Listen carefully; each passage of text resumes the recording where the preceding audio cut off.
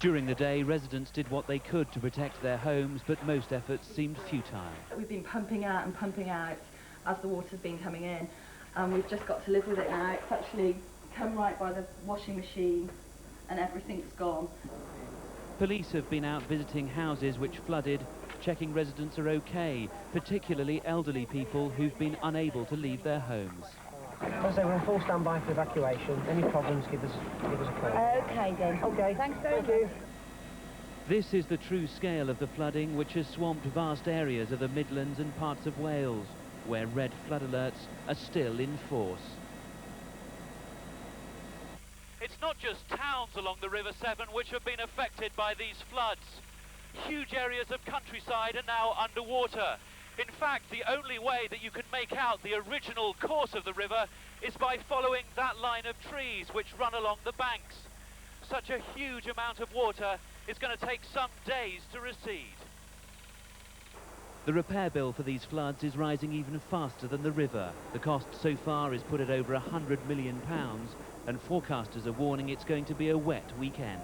There's absolutely no sign yet of any settled weather, in the shorter term at least, for those areas that have flooding at the moment. Far from it, more rain on the way. Tonight in Bewdley, the river is continuing to rise. Experts say it won't reach its peak until at least midnight. Ben McCarthy, News at 10, Worcestershire. President Yeltsin flew out of Moscow today, leaving his country in the control of its Prime Minister. Ailing health has forced Mr. Yeltsin to retreat to a resort on the Black Sea. While he's there, the Prime Minister, Yevgeny Primakov, will try to win backing for his plan to tackle Russia's economic crisis. Here's our Moscow correspondent Mark Webster. Even Boris Yeltsin's closest aides and supporters no longer maintain the pretense that he's working on state papers. Instead, it's openly admitted that he's neither physically nor mentally up to the job. And that's meant a significant shift of power away from the Kremlin to the Prime Minister. It's Yevgeny Primakov, former foreign minister and spy master, who now takes all the important government decisions. Though for the cameras, he's still seen consulting Mr. Yeltsin, and publicly insisted again today that he keeps the president fully informed of what's going on. Yesterday I spoke to him on the phone, and I'll give him a full account of what I'm doing in separate talks today. But the usual trappings of power, as Mr. Yeltsin headed off for the Black Sea, can't hide the fact that he's now just a figurehead. In the past, he would have holidayed near Moscow, so he could return to the Kremlin as quickly as possible. This time he's waving goodbye for at least 2 weeks, during which time his absence will make little difference to a government desperately trying to put together an economic rescue plan. But despite pressure from the communists to reduce the sweeping powers currently held by the president, it's unlikely that will happen. Not least because those looking to succeed Mr. Yeltsin want to make sure that the office is as powerful as possible. Mark Webster, News at 10, Moscow. The world's oldest astronaut got down to work today as the Space Shuttle Discovery launched an experimental communications satellite. John Glenn and the rest of the crew have now completed their first full day in orbit, which included a greeting from some old friends. Robert Moore reports from America.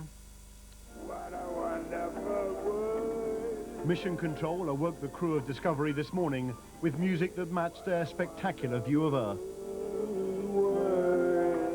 Good morning, Discovery. Welcome to your second day in space. 27 hours into the mission, and the astronauts are at work, with much of the attention still focused on John Glenn, the 77-year-old senator whose excitement for his second voyage into zero gravity appears to have allowed Americans to rediscover the thrill of their space program. Discovery, roll program. In those seconds after liftoff from Cape Canaveral, new NASA pictures show John Glenn seated here in the middle as the shuttle left the pad.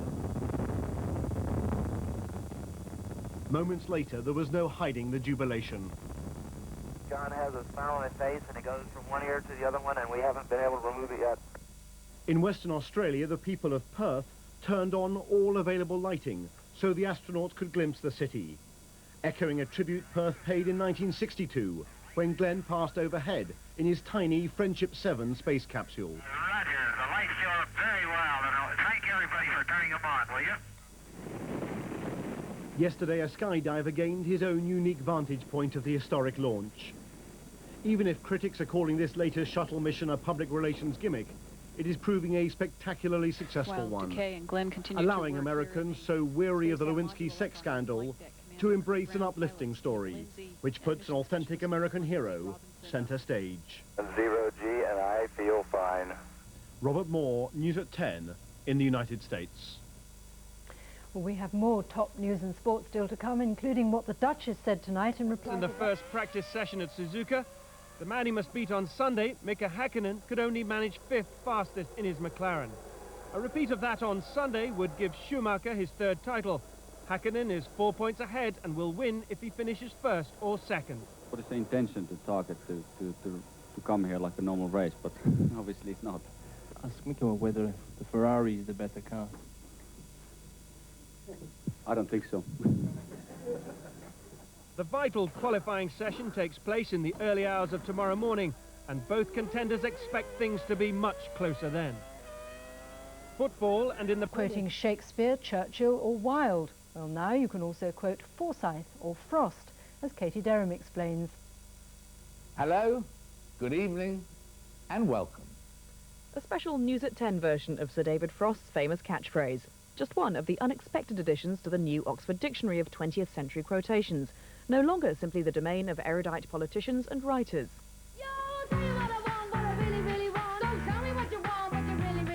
Yes, the famous chorus of the Spice Girls' first hit makes a surprising appearance. And all because the lady loves milk tray. And well-known slogans from adverts are also now included. Because it refreshes the parts other beers cannot reach. But the biggest news section is from the world of TV. Good evening, all. I have a cunning plan which could get you out of this problem. What Italian name is given to the method of started to finish? It's nice to see you, Indeed, Bruce Forsyth doesn't get just one mention, he gets 3. I'm in charge, of course, which I did at the Palladium, and from the Generation Game, didn't he do well? That was from the Generation Game, and nice to see you. Well, that's been going for years before the Generation. Nice to see you, nice. But then there was good game. You don't get anything for a pair, not in this game. All Right, My Loves, which I'm surprised they missed that one out, All Right, My Loves. And what do points make? Prizes.